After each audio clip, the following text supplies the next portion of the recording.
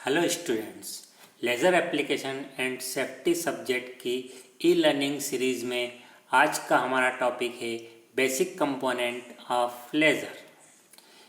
इस टॉपिक को हम पॉसिबली एक ब्रेक के साथ 2 वीडियो लेक्चर में कवर करेंगे।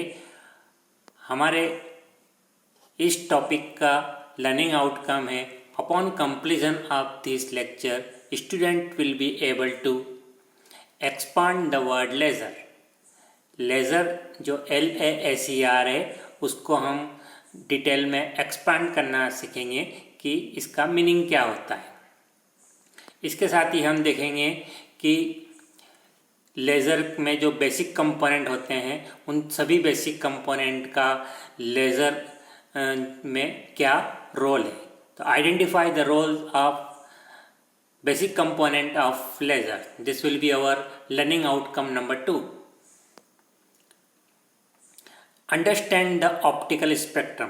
लेज़र से हमें जो लाइट मिलती है उस लाइट के डिफरेंट कलर्स या डिफरेंट वेवलेंथ होती है, तो हम समझेंगे कि कौन कौन सी वेवलेंथ की या फ्रीक्वेंसी की रेंज होती है, जिसको हम बोलते हैं ऑप्टिकल स्पेक्ट्रम।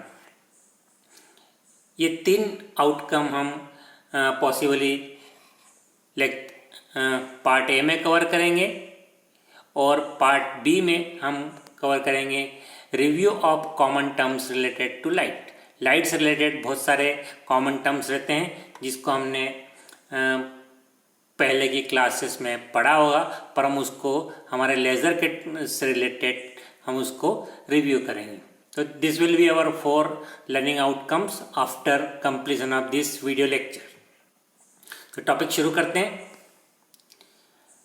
पहला क्वेश्चन ये रह जाता है कि व्हाट इज लेज़र। लेज़र क्या है? तो basically laser is a light source.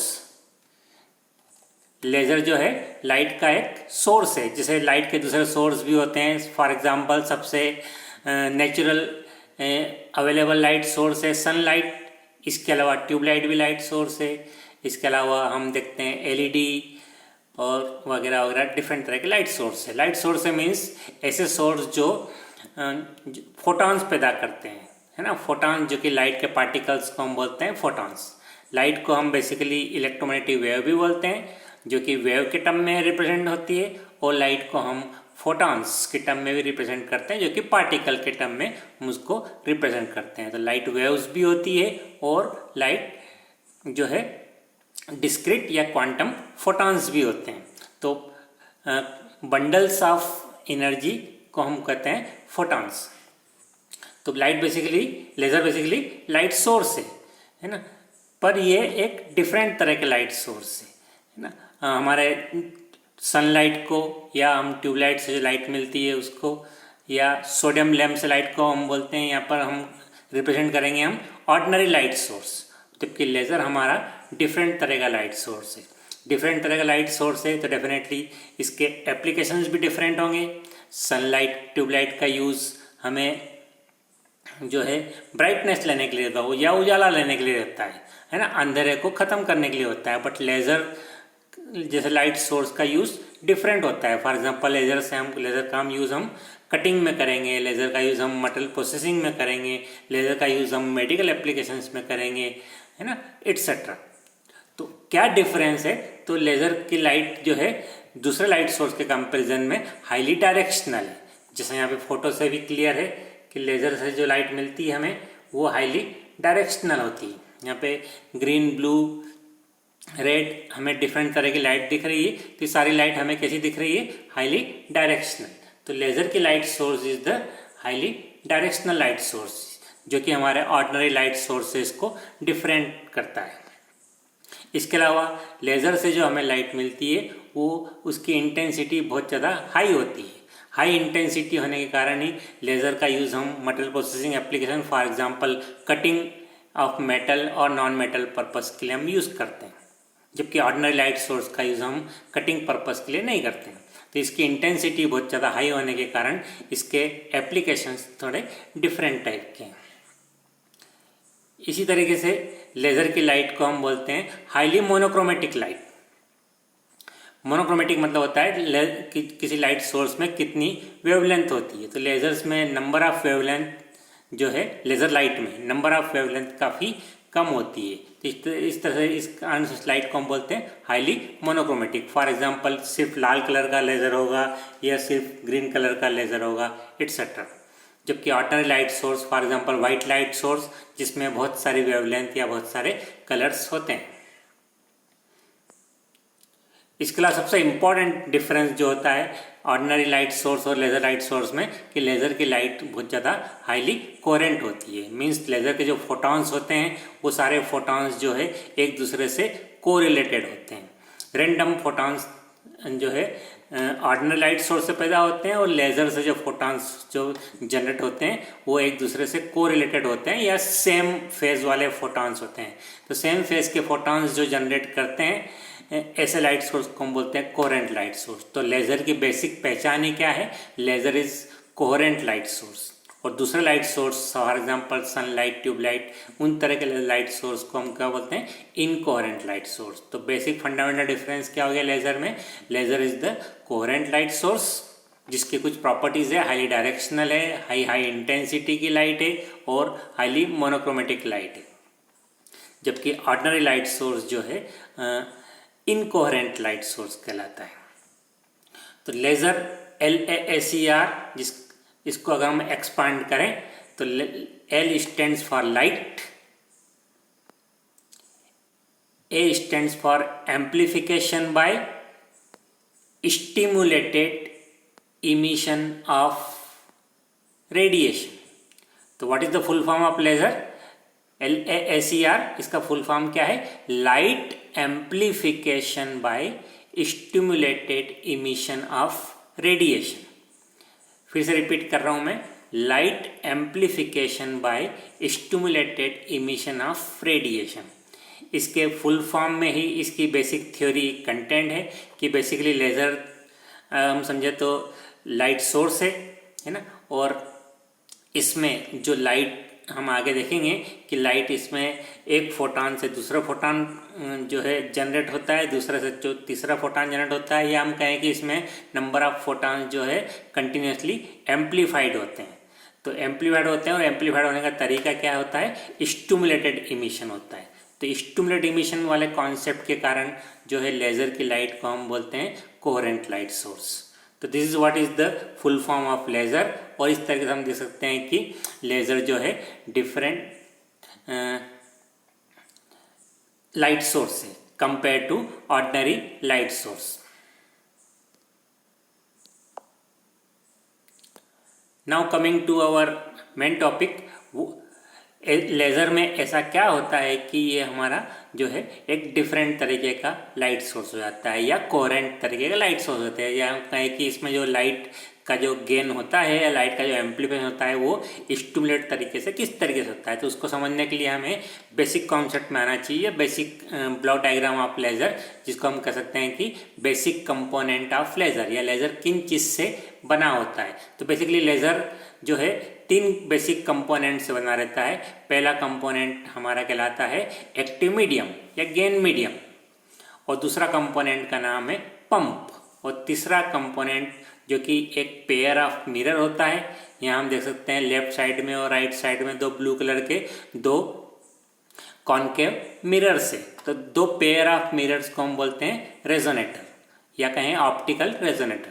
तो लेज़र के 3 बेसिक कंपोनेंट होते हैं, एक्टिव मीडियम, पंप और ऑप्टिकल रेजोनेटर। हम समझते हैं कि इन तीनों का किस तरीके से रोल होता है या तीनों का काम क्या है। तो एक्टिव मीडियम या कहें कि gain medium is basically a system of atom and molecules to generate and amplify photons. तो बेसिकली लेज़र में एक्टिव मीडियम ही सबसे मेन कंपोनेंट होता है, जिसका काम क्या है, बेसिकली होता क्या है, ये हमारा कुछ एटम्स या मॉलिक्यूल्स का सिस्टम है। For example helium neon atoms है ना, जिसलिए लेज़र का नाम ही हीलियम नियॉन लेज़र हो जाता है। या कुछ मॉलिक्यूल्स की बात करें, CO2 गैस, तो CO2 के जो मॉलिक्यूल्स है वो उसको अगर हम यूज़ करेंगे यहाँ पर एक्टिव मीडियम में तो लेज़र का नाम बोल देते हैं हम CO2 लेज़र, और उसमें जो एक्टिव मीडियम रहेगा वो CO2 के मॉलिक्यूल्स होंगे। तो एक्टिव मीडियम हमारा सॉलिड फॉर्म में हो सकता है, लिक्विड फॉर्म में हो सकता है या गैस फॉर्म में हो सकता है। तो बेसिकली एटम या मॉलिक्यूल्स का सिस्टम है जो कि फोटॉन्स को जनरेट करेंगे और जनरेट करने के बाद उन्हीं फोटॉन्स को फिर से एम्पलीफाई करेंगे। तो एक्टिव मीडियम बेसिकली को हम बोलते हैं गेन मीडियम। इसके अलावा पंप, जो कि बेसिकली इलेक्ट्रिकल या ऑप्टिकल एनर्जी का एक सिस्टम होता है जिसका काम क्या होता है, एक्टिव मीडियम को एनर्जी देना।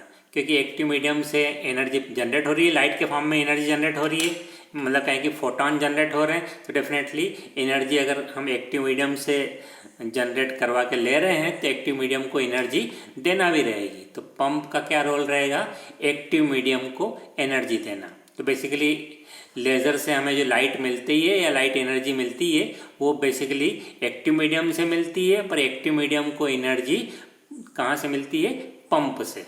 पंप बेसिकली एक्टिव मीडियम को या तो इलेक्ट्रिकल एनर्जी देगा या ऑप्टिकल एनर्जी देंगे। हम डिफरेंट तरीके के पंपिंग सिस्टम को हम समझेंगे कि किस तरीके से एक्टिव मीडियम को पंप एनर्जी देता है।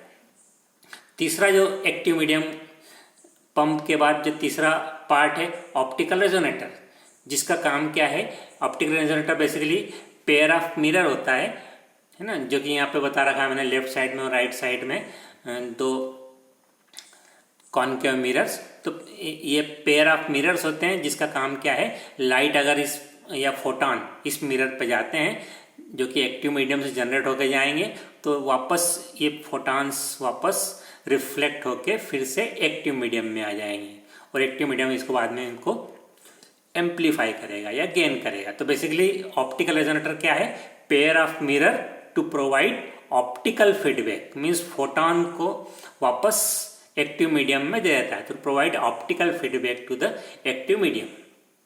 ये पेयर ऑफ मिरर में एक मिरर जो कि लेफ्ट साइड में है ये फुल्ली रिफ्लेक्टिंग मिरर होता है, मीन्स यहाँ पर जितने भी फोटॉन आएंगे एक्टिव मीडियम से सारे के सारे फोटॉन जो है रिटर्न हो जाएंगे। और दूसरा एक और मिरर जिसको हम आउटपुट मिरर भी कहते हैं, बेसिकली वो एक पार्शियली रिफ्लेक्टिंग मिरर होता है जिसकी रिफ्लेक्टिविटी को हम समझ सकते हैं कि अप्रॉक्सीमेटली 90% होती है। मीन्स ये कुछ फोटॉन को एक्टिव मीडियम में रिफ्लेक्ट करेंगे और कुछ फोटॉन्स को बाहर भी देंगे। ओके, तो एक optical resonator is made of two mirrors, one is fully reflecting mirror whose reflectivity is 100% and another mirror is partially reflecting mirror whose reflectivity is nearly 90%। हमें लेज़र से जो लाइट की बीम या लेज़र की जो beam हमें output में मिलती है वो पार्शियली रिफ्लेक्टिंग मिरर से मिलती है, जिसको हम बेसिकली एक और नाम बोल सकते हैं आउटपुट मिरर। तो ये तीन पार्ट हो गए। अब बेसिकली हमारे एक्टिव मीडियम से हमें फोटॉन जनरेट होते हैं, ये मिरर की तरफ जाते हैं, मिरर इनको रिफ्लेक्ट करता है और वापस वो मिरर फोटॉन्स एक्टिव मीडियम में आते हैं और जहाँ पर वो स्टिमुलेटेड तरीके से एम्पलीफाई होते हैं। तो basically photons generate and amplify themselves coherently in active medium. Some of the coherent photon comes out from partially reflected mirror to form laser beam. तो जो फोटॉन जनरेट हो रहे हैं, जनरेट होने के बाद एम्पलीफाई हो रहे हैं, एक फोटॉन से दो हो रहे हैं, दो से चार हो रहे हैं, चार से आठ हो रहे हैं, है ना, ये एम्पलीफाई, जो कि हम बाद में हम डिटेल थ्योरी में देखेंगे कि ये स्टिमुलेटेड इमिशन के कॉन्सेप्ट से एम्पलीफाई होते हैं। तो अंदर फोटॉन बढ़ते रहते हैं और हम जानते हैं कि एक मिरर पार्शियली रिफ्लेक्टिंग मिरर है जिसकी रिफ्लेक्टिविटी 90% है, मीन्स 10% जनरेटेड फोटॉन जो है बाहर आएंगे और जो बाहर आएंगे उसी बाहर आने वाली लाइट को ही हम बोलते हैं लेज़र बीम या लेज़र लाइट, जो कि हमने अभी थोड़ी देर पहले देखा कि ये हाईली डायरेक्शनल होती है, कोहेरेंट होती है और हाई इंटेंस वाली होती है। तो this is what is the role of all three basic components. यहाँ पर हम देख सकते हैं एक्टिव मीडियम क्या कर रहा है, फोटॉन जनरेट कर रहा है और फोटॉन को जनरेटेड फोटॉन जो कि मिरर से रिफ्लेक्ट होके आएंगे वापस एक्टिव मीडियम में, तो उन्हीं फोटॉन को जनरेट भी यहीं से हो रहे हैं और जनरेट होने के बाद उनकी संख्या भी यहीं बढ़ रही है, 1 से 2, 2 से 4, 4 से 8, या कहें कि हम एम्पलीफाई भी हो रहे हैं। पंप का क्या रोल हो रहा है यहाँ पर, जो एक्टिव मीडियम से जो एनर्जी हमें मिल रही है फोटॉन के फॉर्म में या लाइट के फॉर्म में, तो पंप बेसिकली एक्टिव मीडियम को एनर्जी दे रहा है। रेजोनेटर का क्या रोल है यहाँ पर, रेजोनेटर हमारी लाइट या फोटोन जनरेटेड फोटॉन को वापस एक्टिव मीडियम में भेज रहा है, ताकि अब जो फोटॉन जनरेट होंगे वो स्टिमुलेटेड इमिशन से फोटॉन जनरेट होंगे, या हम कहें कि वो जो फोटॉन इंक्रीज होंगे वो कोहेरेंटली एडअप होंगे। ठीक है, हमें लेजर आउटपुट हमें कहाँ से मिल रहा है, पार्शियली रिफ्लेक्टेड मिरर से। यहाँ पर मैंने लाल कलर का जो बीम निकलना बताया, कुछ लेज़र में रेड कलर का बीम निकलती है, कुछ लेज़र्स में डिफरेंट कलर की, कुछ लेज़र में तो इंफ्रारेड भी बीम निकलती है। तो हम आगे समझने की कोशिश करते हैं कि जो लेज़र से जो हमें लाइट मिलती है उनका जो है स्पेक्ट्रम क्या होता है। तो यहाँ पर हम देखने जा रहे हैं ऑप्टिकल स्पेक्ट्रम। इस वीडियो लेक्चर के स्टार्ट में मैंने बताया कि laser basically source of electromagnetic wave है, या सोर्स ऑफ फोटॉन है, या सोर्स ऑफ लाइट है। तो इलेक्ट्रोमैग्नेटिक वेव्स जो है उसकी बहुत वैरायटी की रेंज होती है ना। फॉर एग्जांपल हम इलेक्ट्रॉनिक कम्युनिकेशन सिस्टम में यूज़ करते हैं रेडियो वेव्स, या हायर फ्रिक्वेंसी के इलेक्ट्रॉनिक कम्युनिकेशन की बात करें हम तो यूज़ करते हैं माइक्रोवेव्स। इसके अलावा इलेक्ट्रोमैग्नेटिक वेव की रेंज होती है इंफ्रारेड, विजिबल, अल्ट्रावायलेट, और हायर फ्रिक्वेंसीज की तरफ जाएं हम या हाई एनर्जी की रेडिएशन की तरफ जाएं तो एक्स रेज, गामा रेज, और सबसे लास्ट में होता है जो यहाँ नहीं लिखा है कॉस्मिक रेज। तो ये पूरी की पूरी रेंज हमारी क्या कहलाती है, इलेक्ट्रोमैग्नेटिक वेव्स की रेंज कहलाती है। उसमें जो इंफ्रारेड, विजिबल और अल्ट्रावायलेट, ये तीन वेराइटी की जो रेंज है, इंफ्रारेड से अल्ट्रावायलेट के बीच तक की रेंज को हम कहते हैं ऑप्टिकल स्पेक्ट्रम, है ना। तो हमारे जो लेज़र से जो हमें जो लाइट मिलती है वो लाइट या तो इंफ्रारेड होगी, या विजिबल होगी, या अल्ट्रावायलेट होगी। किस तरह की लाइट हमें मिलती है वो डिपेंड करेगा कि उस लेज़र में एक्टिव मीडियम किस तरीके का है। कुछ active medium visible light generate करते हैं, कुछ एक्टिव मीडियम जो है इंफ्रारेड फोटॉन्स या अल्ट्रावायलेट फोटॉन्स जनरेट करते हैं। तो मोस्टली हमारे जो सारे लेज़र्स होते हैं इंफ्रारेड, विजिबल या अल्ट्रावायलेट रेडिएशंस जो है जनरेट करते हैं। फॉर एग्जांपल हमारा CO2 लेज़र 10.6 माइक्रोमीटर की लाइट जनरेट करता है ना। NdArc लेज़र, ये पॉपुलर लेज़र है, 1.06 माइक्रोमीटर की लाइट पैदा करता है, या जो ग्रीन सेमीकंडक्टर लेज़र है वो होता है वो 0.532 माइक्रोमीटर की लाइट या 532 नैनोमीटर की लाइट जनरेट करता है। ओके, तो ये हमारा कहलाता है ऑप्टिकल स्पेक्ट्रम, इंफ्रारेड से लेके अल्ट्रावायलेट तक। बट हमारा मेनली कॉन्सेंट्रेशन होता है विजिबल स्पेक्ट्रम। तो विजिबल स्पेक्ट्रम मीन्स ऐसी लाइट जो विजिबल रेंज में होती है ना, जिसको हम इंसान की आंख उसको देख सकती है। तो देख सकती है तो हमें उसका कलर भी दिखेगा। इंफ्रारेड और अल्ट्रावायलेट जो लाइट होती है वो इंसान की आंख से दिखती नहीं है। नेचर ने इंसान की आंख ऐसी बनाई है कि इंफ्रारेड की जो लाइट की जो वेवलेंथ या फ्रिक्वेंसी होती है वो नहीं देख पाती है, और अल्ट्रावायलेट भी नहीं देख पाते। और हम केवल पूरा इलेक्ट्रोमैग्नेटिक वेव का एक छोटा सा पोर्शन जिसको हम बोलते हैं विजिबल स्पेक्ट्रम, हम उसी को देख पाते हैं। तो विजिबल स्पेक्ट्रम मीन्स ऐसी लाइट जिसकी वेवलेंथ 350 नैनोमीटर से लेके 750 नैनोमीटर, या 0.35 माइक्रोमीटर से लेके 0.75 माइक्रोमीटर की वेवलेंथ की लाइट को हम बोलते हैं विजिबल लाइट या visible spectrum of electromagnetic wave, है ना। Visible spectrum means in light को इंसान की आंख प्रॉपर तरीके से प्रोसेस या देख सकती है, जिसको हम सिंपल लैंग्वेज में विबग्योर भी बोलते हैं।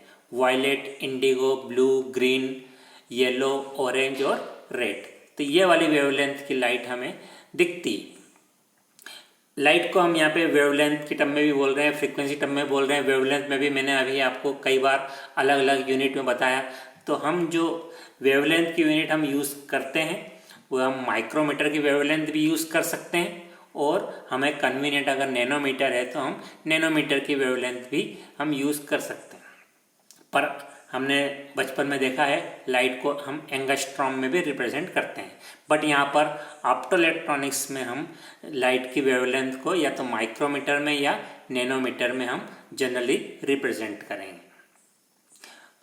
कन्वर्जन करते हमें आना चाहिए। 1 माइक्रोमीटर मतलब होता है 10⁻⁻6 मीटर और 1 नैनोमीटर मतलब होता है 10⁻⁹ मीटर।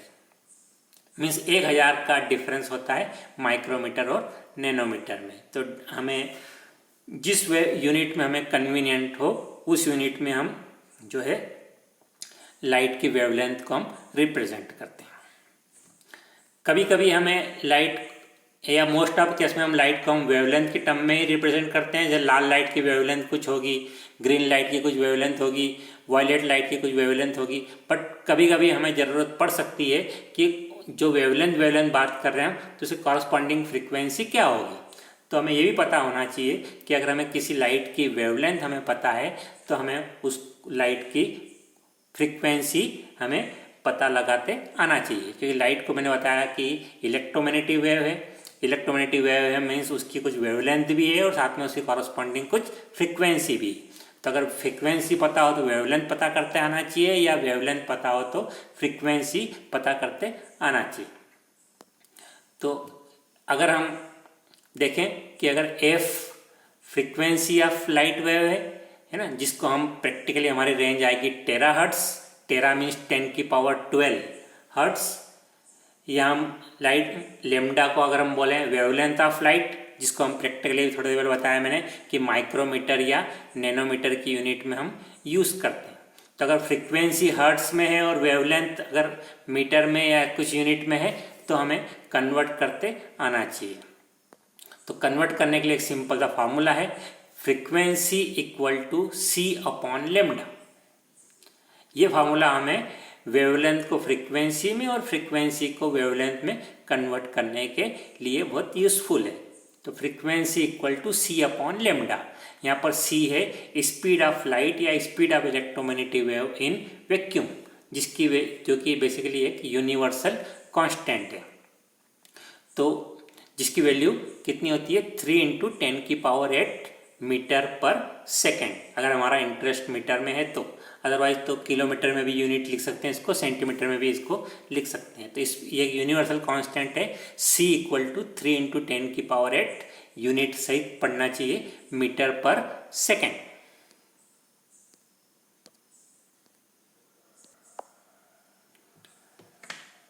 तो एग्जाम्पल से समझ सकते हैं हम कि अगर हम किसी लाइट की बात कर रहे हैं जिसकी वेवलेंथ 1 माइक्रोमीटर है, और 1 माइक्रोमीटर है मीन्स रिमेंबर ये इंफ्रारेड वेवलेंथ है, इंसान की आंख से दिखेगी नहीं, है ना। तो इसको अगर हमें कन्वर्ट करने का पूछा जाए कि 1 माइक्रोमीटर की वेवलेंथ की लाइट को हम फ्रीक्वेंसी में कन्वर्ट करें, तो हम यहाँ पे फॉर्मूले में वैल्यू पुट कर दें, है ना। स्पीड ऑफ लाइट की वैल्यू पुट करें डिवाइड बाई 1 माइक्रोमीटर। 1 माइक्रोमीटर मतलब होता है 10⁻⁻6 मीटर। तो हम एक कैलकुलेशन में पुट करेंगे तो हमारा आंसर आएगा 3 × 10⁻14 हर्ट्ज।